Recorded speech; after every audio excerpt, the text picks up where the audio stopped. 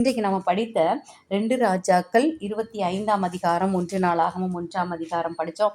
அடுத்து சங்கீதங்கள் படிச்சிருக்கோம். பார்க்கும்போது அந்த பாபிலோன் ராஜா நேபுகாத் நேச்சாரனுடைய கொடூரத்தை நம்ம பார்க்கலாம்.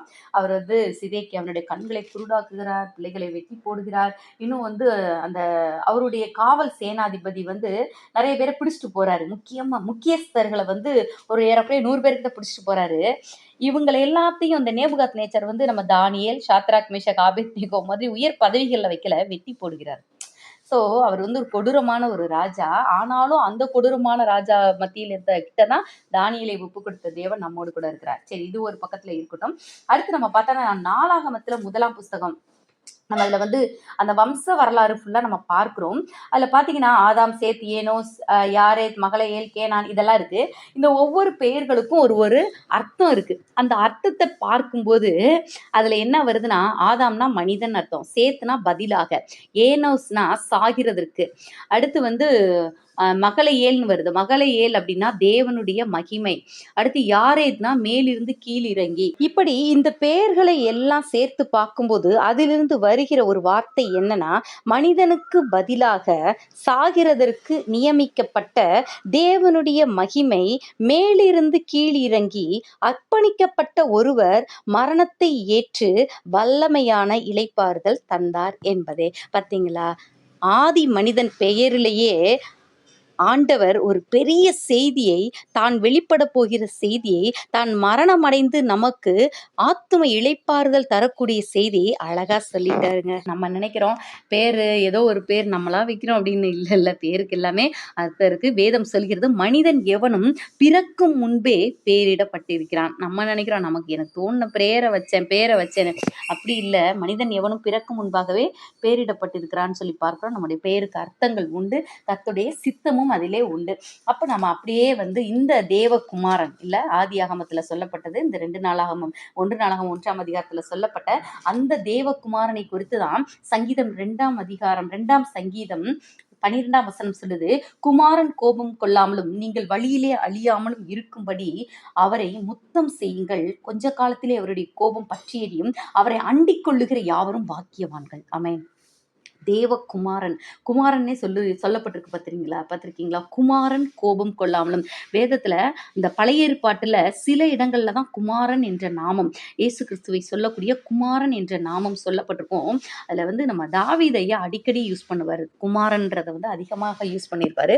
இதுல பாருங்க, குமாரன் கோபம் கொள்ளாமலும் அப்படின்னு சொல்லி அந்த காலத்திலேயே புதிய ஏற்பாட்டை குறித்த ஒரு வெளிப்பாடையும் சொல்லியிருக்கிறார், இயேசு கிறிஸ்துவை பற்றின வெளிப்பாடு. அப்போ அவர் சொல்றாரு, நீ வழியில அழிந்து போகாமல் இருக்கும்படி அவரை முத்தம் செய் அப்படின்ற, அவருக்கு நேசமா இரு, அவரை நீ நேசி. ஏன்னா அவர் நம்மை அதிகமாய் நேசிக்கிறார். நீ அவரை நேசி. கொஞ்ச காலத்துல அவருடைய கோபம் பற்றி எரியும், அவருடைய வருகை, அவருடைய நியாய தீர்ப்பு எல்லாமே இருக்கு. அவரை அண்டிக் கொள்ளுகிற யாவரும் பாக்கியவான்கள். ஆனா அந்த உலகம் என்ன சொல்லுதுன்னா, ஊரோட ஒத்து வாழுங்க, உலகத்தை அண்டிக்கோ அப்படின்னு சொல்லிதான் அந்த உலகம் சொல்லுகிறத பார்க்கிறோம். ஆண்டவர் அநேக காரியங்கள் சொல்லுகிறத நம்ம பார்க்கிறோம். அந்த சங்கீதக்காரன் மூலமாக 1ஆம் சங்கீதத்துல நம்ம எப்படியெல்லாம் நடக்கணும், எப்படியெல்லாம் நடக்கக்கூடாது, 2 விதமான மனிதர்களை குறித்து சொல்றாரு.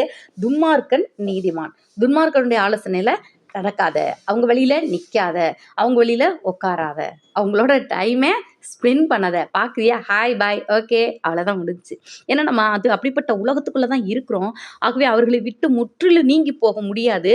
ஆனால் அவங்களோடு இருக்கணும், அவங்கக்கிட்ட நம்ம சண்டையும் போடக்கூடாது, அவங்களோட ரொம்ப ஐக்கியமும் வைத்து கொள்ளக்கூடாது. ஆனால் அன்பாக இருக்கணும், அவங்களை நேசிக்கணும், அவர்களுக்காக செபிக்கணும். ஆனால் அவர்களோடு கூட நம்ம ஐக்கியம் கொள்ளக்கூடாது. அதை தான் இதில் வேதத்தில் சொல்லப்பட்டிருக்குது. அவங்களோட ஆலோசனையின்படி நடக்காத, வழியில் நிற்காத, அவங்க உட்கார்ற இடத்துல உட்காராத. நீ என்ன செய்யணும்? நம்மை குறித்து கர்த்தர் சொல்கிறார், கர்த்தருடைய வேதத்தில் பிரியமா இருந்து. எப்படி இருக்கணுமா? பிரியமா இருந்து வாசிக்கணும், ஆசையாய் வாசிக்கணும் வேதத்தை. ஐயோ இன்னைக்கு வாசிக்கலாம், அது வேற ஏதாவது ஏடா கூடமா இருக்கக்கூடாது அப்படி நினைச்சு வாசிக்க கூடாது. கர்த்தருடைய வேதத்துல பிரியமா இருந்து. எனக்கு காட் கொடுத்த ஒரு லெட்டர், ஒரு புக்கு, இது ஒரு டெக்ஸ்ட் புக்கு. நமக்கு ஒருத்தவங்க மெசேஜ் அனுப்புறாங்க, அது எல்லாத்தையும் பிரிண்ட் எடுத்து ஒரு புக்கு போட்டோம்னா எப்படி? அதுதான் வேதம். கர்த்தரிடத்தில் நம்மை உண்டாக்கின தேவனிடத்துல இருந்து வந்தது. அப்போ அது ஆசையா, இன்னைக்கு என்ன என்னோட பேச போறாரு, இன்னைக்கு என்ன என்னோட சம்பாஷிக்க போறான்ற அந்த ஆசையோடு, ஆசை இல்லைன்னா கூட உருவாக்கிக்கோங்க. சரி, இப்படியா என்னை நேசிச்சாரே, நான் இன்னைக்கு வாசிக்க போறேன்னு சொல்லிட்டு ஒரு ஆர்டிஃபிஷியலா ஒரு ஆசையை உருவாக்கிட்டாவது நம்ம பைபிள் படிச்சோன்னு வச்சுக்கோங்களேன், நாள் பட உண்மையிலே நம்ம ஆண்டவர் அதிகமாக இன்னுமாய் நேசித்து வேதத்தை வாசிக்க ஆரம்பிப்போம். ஸோ அதெல்லாம் நம்ம ப்ராக்டிஸ் பண்ணிக்கலாம். கர்த்தருடைய வேதத்தில் பிரியமா இருந்து இரவும் பகலும் அவருடைய வேதத்துல தியானமா இருக்கிற மனுஷன் அப்படின்னா எப்படின்னா, இரவும் பகலும் நம்ம வேதத்தை படிச்சுக்கிட்டே இருக்க முடியாது. ஆனா அந்த வார்த்தைகளை இருதயத்துல சுவைத்து ருசித்து அதிலிருந்து பலனை பெற்றுக்கொண்டே இருக்க முடியும். ஒண்ணுமே இல்ல, ஒரே ஒரு வசனம் தான், கர்த்தர் என் மேய்ப்பரா இருக்கிறார், முடிஞ்சுச்சு. இந்த ஒரு வசனம் எத்தனை ஆண்டுகள் ஆனாலும் நம்ம பலப்படுத்தி கொண்டே இருக்கும். அந்த ஒரு வசனத்தை நீங்க தியானம் பண்ணுங்களேன். சும்மா மனசுல நினைச்சுக்கிட்டே இருங்க. கர்த்தர் என் மேய்ப்பரா இருக்கிறார், என் மேய்ப்பரா இருக்கிறார், என் மேய்ப்பரா இருக்கிறார், கர்த்தர் என் மேய்ப்பரா இருக்கிறார். டிசைனா சொல்லி சொல்லி அதுல இருந்து பலனை பெற்றுக்கொள்ளலாம். ஆமென். ஹல்லேலூயா, ஹல்லேலூயா. அதான் அப்படியே தியானிப்பது, அவரை யோசிப்பது. இப்படி கர்த்தர் இருக்காரு, எனக்கு என்ன கவலை, போயா யார் எதை பற்றியும் நான் கவலைப்பட மாட்டேன், கர்த்தர் என்னோடு இருக்கிறாரு, இதை பார்க்கலாம் பெரிய ஸ்லாக்கியம் ஒன்று இல்லைன்னு சொல்லி இந்த உலகத்தை அற்பமும் குப்பையுமாக எளிதாக எடுத்துக்கொள்ள நம்மளால முடியும். ஹல்லேலூயா. அதான் இரவும் பகலும் அவருடைய வேதத்துல தியானமா இருக்க வேணும். அந்த வார்த்தையை நம்ம சுவைத்து ருசித்து கொண்டே இருக்க வேணும். ஹல்லேலூயா. ஸ்மித் விகில்ஸ்வர்த் என்ன பண்ணுவார்னா, 1 மணி நேரத்துக்கு ஒருக்க பைபிள் எடுத்து கொஞ்சமாவது படிச்சிருவாராம், படிச்சுட்டு மூடி வச்சிருவாராம். ஸோ அப்படிலாம் நிறைய பேர் இருந்திருக்காங்க. அதை சொல்லுவாங்களா, மேன் வித் எ புக் அப்படின்னு சொல்லுவாங்களாம், இன்னும் பலவித பேர்லாம் சொல்லுவாங்க. ஆனாலும் கூட அவர் மூலமாக சுகமாகாத வியாதிகள் இல்லை. அப்படியே வண்டியா வருமா, ட்ரக்கு வருமா. எதுக்குன்னா, இவர் மீட்டிங் முடிஞ்ச பிறகு பார்த்தீங்கன்னா, நான் சக்கர நாற்காலியில வந்தவங்க சக்கர நாற்காலியை விட்டுட்டு போயிடுவாங்க, ஊன்றுகோலை பிடிச்சிட்டு வந்தவங்க ஊன்றுகோலை விட்டுட்டு போயிடுவாங்க. இந்த மாதிரி இந்த இந்த ஒரு மருத்துவ உபகரணங்கள் கொண்டு வந்தவங்களாம் எல்லாத்தையும் விட்டு போறத அள்ளிட்டு போறதுக்குன்னு ட்ரக்கு வெயிட் பண்ணுமா, மீட்டிங் ஸ்டார்ட் பண்ண உடனே. அவ்வளவு வல்லமையாய் பயன்படுத்தப்பட்ட தேவ மனிதன் ஸ்மித் விகில்ஸ்வர்த். ஆனா அவர் பண்ண ஒரே ஒரு விஷயம், 1 மணி நேரத்துக்கு ஒருக்க பைபிள் எடுத்து 1/4 மணி நேரம் படிப்பார். இப்படிலாம் விதவிதமா ஆண்டவரை நேசித்து நேசித்து வேதத்தை நேசித்து, ஏன்னா அநேக இந்த உலகத்துக்கு பிரயோஜனமா இருந்த தேவதாசர்களை நம்ம படிக்கும்போது நமக்கு வெறி வருது, என்ன இவ்வளோ வருஷம் வேஸ்ட் பண்ணிட்டவே அப்படின்னு சொல்லிட்டு.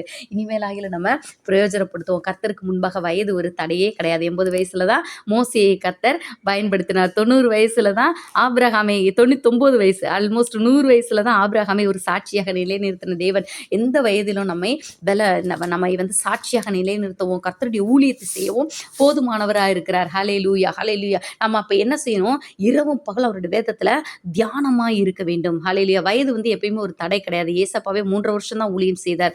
ஆனால் இந்த 2000 ஆண்டுகளாக அவருடைய ஊழியம் பெருகி பெருகி எத்தனை கோடி ஜனங்கள் அவருக்குள்ள இருக்காங்க. ஸோ இத்தனை வருஷம் ஆயிடுச்சேன்னா நம்ம எதை குறித்தும் கவலைப்பட தேவையில்லை.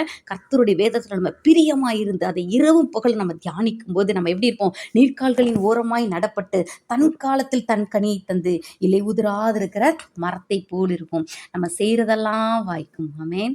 ஹல்லேலூயா. நம்ம செய்வது எல்லாம் வாய்க்கும். நம்ம செய்ய வேண்டியது வேதத்தை கையில ஏந்த வேண்டும். ஹல்லேலூயா. இன்னும் அதிகமாய் அதை பார்த்து இன்னொன்னு எப்படி சொல்லலாம், அவருடைய வசனத்தை இருதயத்துல பதிச்சு அதை செயல்படுத்தணும். சில பேர் பார்த்தீங்கன்னா பைபிள் எக்ஸாமில் ஃபஸ்ட் ப்ரைஸ் வாங்குவாங்க, எல்லாத்துலேயுமே இதாக இருப்பாங்க. ஆனால் அதை இருதயத்தில் பதிக்காமல் இருப்பாங்க சில பிள்ளைகள். அதை மாதிரி இந்த சில பிள்ளைகளை பார்த்துருக்கேன். ஸோ நம்ம என்ன செய்யணும்னா, நம்மளும் பெரிய சூப்பர் டூப்பர்லாம் கிடையாது, ஆனால் நம்ம அதை ஒர்க் அவுட் பண்ணணும். அந்த ஒரு வார்த்தையை, கர்த்தர் சொன்ன வசனங்களை இருதயத்தில் பதித்து கொண்டு அதை செயல்படுத்துகிறவராக இருக்கும்போது தான் கிறிஸ்தவ வாழ்க்கை நம்மளால் வாழ முடியும். ஆனால் அப்படி வாழ்வதற்கு நிறைய தடைகள் இருக்கும். இதில் நீங்கள் பாருங்களேன், இந்த சங்கீதம் 2 சொல்லப்பட்டிருக்குது, ஜாதிகள் கொந்தளிக்கிறாங்க, ஜனங்கள் எப்படி இருக்கிறாங்கன்னா கர்த்தருக்கு விரோதமாகவும் அவர் அபிஷேகம் பண்ணினவருக்கு விரோதமாகவும் எழும்புறாங்க.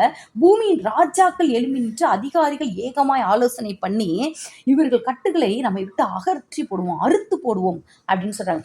இதுல ஒரே ஒரு விஷயம் நம்ம புரிந்து கொள்ள வேண்டியது விஷயம் என்னன்னா, நாம் ஆண்டவருக்குள்ள வளர வளர நமக்கு விரோதமான காரியங்களையும் சத்ருவானவன் பெருகி கொண்டு போவான். ராஜாக்கள் எழும்புவாங்க, நம்ம சாதாரணமா இருப்போம். பெரிய உயர் அதிகாரிகள் துன்மார்க்கமா நம்மை விழப்படுவதற்கு ஏதுவாகவே சத்ருவானவன் பயன்படுத்துவான். ஆனால் அதை கண்டெல்லாம் சோர்ந்து போக முடியாது. குடும்பம்னா குடும்பத்தின் தலைவர்கள் யார் நல்லா ஏர்ன் பண்ணுறாங்களோ, யார் முக்கியமானவங்களோ அவங்கள பிடிச்சி வச்சுக்குவான் சத்ருவானவன். அவங்க நம்ம ஆவிக்குரிய வாழ்க்கையில் வளருவதற்கு தடையாக இருப்பாங்க.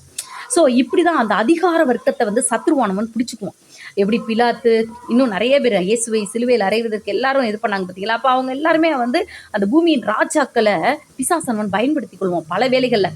அவங்கெல்லாம் ஆலோசனை பண்ணி இவங்க கட்டுகளை அறுத்து இவங்களை இது பண்ணிடுவோம்னு சொல்லிட்டு கிறிஸ்துவுக்கு விரோதமாக, கர்த்தருடைய பிள்ளைகளுக்கு விரோதமாக நிற்கும்போது பரலோகத்தில் வீற்றிருக்கிறவர் நகைப்பார், ஆண்டவர் அவர்களை இகழுவார். அதான் சொல்லப்படுது, நீ ராஜாக்களே உணர்வடையுங்கள், பூமியின் நியாயாதிபதிகளை எச்சரிக்கை எச்சரிக்கையாக இருங்கள் அப்படின்னு சொல்லிட்டு பயத்தோட கர்த்தரை சேவி. நீ இந்த உலகத்தில் கொஞ்சம் காசு ஒரு 5-10 ரூபா கூட வச்சிருக்கலாம், அதுக்காக நீ இந்த ஆட்டம் ஆடாத. குமாரன் கோபம் கொள்ளாமலும் வழியில் நீ அழிந்து போகாமலும் இருக்கும்படி அவரை முத்தம் செய் அப்படின்னு சொல்கிறாரு. இந்த சத்தம் வந்து உலகத்தின் அதிபதிகளுக்கும் ராஜாக்களுக்கும் கேட்குதோ இல்லையோ, இன்றைக்கு உங்களுக்கும் எனக்கும் கேட்டிருக்கு. ஸோ நம்ம என்ன செய்வோம்? கர்த்தரை இன்னுமாய் அண்டிக் கொள்வோம். வேதத்தில் இரவும் பகலும் தியானமாய் இருப்போம், பிரியமாய் இருப்போம். ஏதாவது ஒரு வார்த்தையை பிடிச்சிக்கோங்க. எங்களுக்கு பாஸ்டர் சொல்லி கொடுத்தாங்க, நான் முடிச்சிடுறேன். அதாவது இன்னைக்கு டேட்டு எத்தனை தேதின்னு போட்டுட்டு கீழே வந்து இன்னைக்கு என்ன ஆண்டவர் என்கிட்ட பேசினார், அது ஒரு வார்த்தையாக இருக்கலாம், அது ஒரு வசனமாக இருக்கலாம், இல்லை ஏதோ ஒரு கான்செப்ட் ஒரு விஷயமா இருக்கலாம். இதை நீ செய்யாத, கோவப்படாத, இல்லை இதை செய், ஏதோ ஒன்றா இருக்கலாம். அதை எழுதி வச்சுக்கோங்க. கையில் வந்து மார்க்கரில் போட்டு எழுதி வச்சுக்கோங்க. அப்பப்போ இப்படி பார்க்கும்போது ஆமாம் அந்த வசனம், இந்த வார்த்தை அது வந்து நம்மளோட பேசிக்கொண்டே இருக்கும், நம்ம பலப்படுத்தி கொண்டே இருக்கும். அப்படியாக ஏதாவது ஒரு விதத்தில் நாம் இன்னுமாய் ஆண்டவரண்டை கிட்டி சேர்வோம். குமாரனை முத்தம் செய்வோம், அவரை அண்டிக் கொள்வோம். கண்களை மூடி ஜெபிப்போம்.